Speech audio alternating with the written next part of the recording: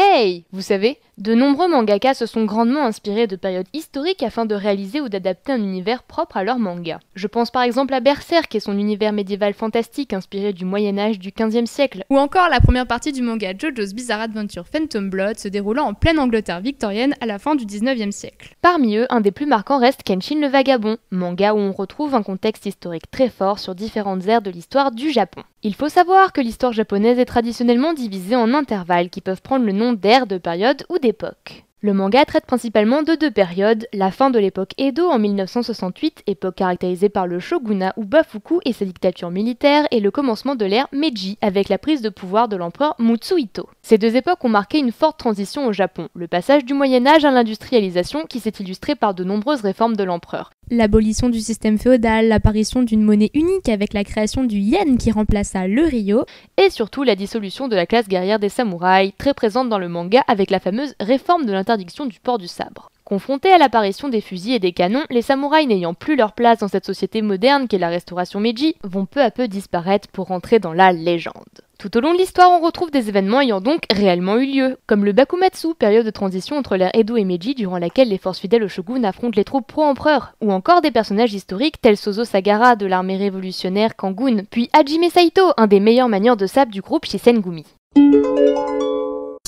Kenshin le Vagabond, ou Rurouni Kenshin, est un shonen de Nobuhiro Watsuki. Il a été prépublié dans le magazine Weekly Shonen Jump entre 1994 et 1999. Après avoir gagné le Hot Step Award avec le manga Podomark en 1987, il faut savoir que l'auteur fut ensuite l'assistant de Takeshi Obata, dessinateur de Death Note et Bakuman sur les mangas Arabian Lamp Lamp et Shikarabito. Mais plus impressionnant encore, il eut également à son tour des assistants devenus célèbres, dont le fameux Hiroyuki Take, auteur de Shaman King, et Eiichiro Oda, auteur de One Piece. Ce dernier a par ailleurs laissé dans le manga Kenshin un petit clin d'œil qui devrait vous dire quelque chose. Autre petite anecdote, l'auteur de Kenshin a également travaillé dans le jeu vidéo. En effet, il a été le character designer pour le compte de SNK dans la série Samurai Spirits. Pour finir, on peut supposer que son amour pour l'univers de samouraï et la création même de Kenshin remonte à son entrée au collège où il pratiquait le kendo en même temps que le dessin.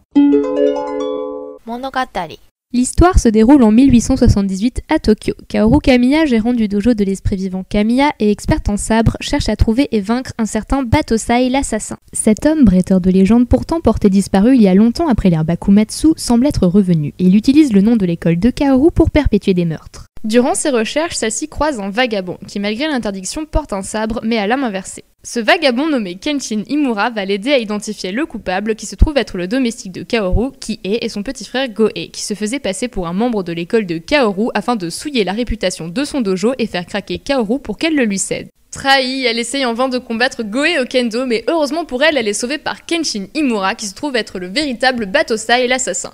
Malgré son intention de prendre la fuite, Kaoru réussit à convaincre Kenshin de rester avec elle au dojo à un certain moment afin de lui apporter son soutien. Peu à peu, ils se feront la connaissance de Yaeko Myojin, un jeune garçon à la solde des Yakuza, et le mercenaire Sanosuke Sagara, qui deviendront ensuite leurs futurs compagnons. Durant toute l'histoire, malgré son désir de ne plus tuer, Kenshin sera souvent confronté avec ses compagnons à affronter de terribles ennemis.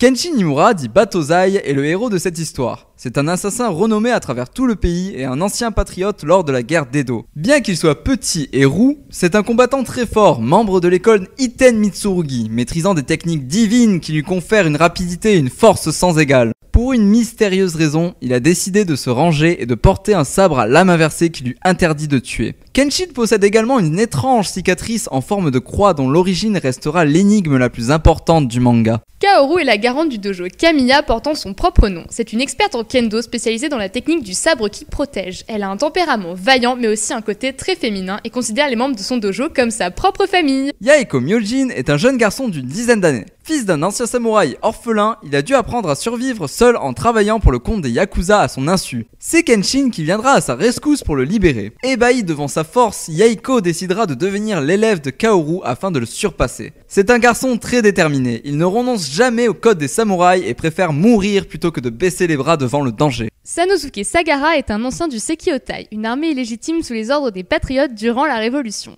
Malheureusement, à la fin de la Restauration, les patriotes renièrent cette armée et tous les dirigeants furent exécutés. Sano perdit son seul ami et adopta son nom Sagara en sa mémoire. Depuis lors, il est mercenaire et chasseur de tête pour gagner sa croûte. C'est ainsi qu'il va rencontrer Kenshin, qui sera d'abord un ennemi puis son meilleur ami, mais aussi le compagnon en qui il aura le plus confiance. Nos amis auront l'assistance de Megumi Takani, médecin qui les soignera durant leur périple, et ils vont en avoir bien besoin car... Ils feront la connaissance de plusieurs épéistes plus puissants les uns que les autres. Avec par exemple Hajime Saito, ex-capitaine de la 3ème division du Shizengumi, groupe de samouraïs légendaires à la solde du shogunat. Il était par conséquent l'ennemi de Kenshin, qui était alors patriote lors de la période du Bakumatsu. Après la restauration, il réapparaît en tant que policier sous le nom de Goro Fujita, afin de défier une nouvelle fois Kenshin avec sa technique de sable redoutable nommée Gatotsu. Les Oniwa-Banshu, groupe de ninjas qui avait pour mission de protéger le château du shogun contre toute intrusion. Composé de Beshimi, Yotoko, Anya et Shikijo, il est dirigé par Shinomori Aoshi, spécialiste du maniement de 2 sabres japonais nommés Kodashi. Il voudra prouver que son groupe était le plus puissant d'entre tous durant le Bakumatsu. Ou encore Makoto Shishio, l'homme qui était le remplaçant de Batozai l'assassin durant la fin du Bakumatsu. Ses compagnons, craignant son ambition et sa force, décidèrent de l'assassiner en le brûlant vif. Il survivra par miracle et voudra prendre le contrôle du Japon et faire tomber le gouvernement avec l'aide d'une immense armée et du groupe des 10 sabres. Samouraïs tout aussi surpuissants les uns que les autres. Et enfin, une bande mystérieuse menée par un certain Enishi Yukishiro. Kenshin a été compilé en un total de 28 volumes. En France, le manga a été publié en intégralité chez l'éditeur Glénat. L'éditeur prévoit d'ailleurs une réédition du manga à partir de juillet 2014.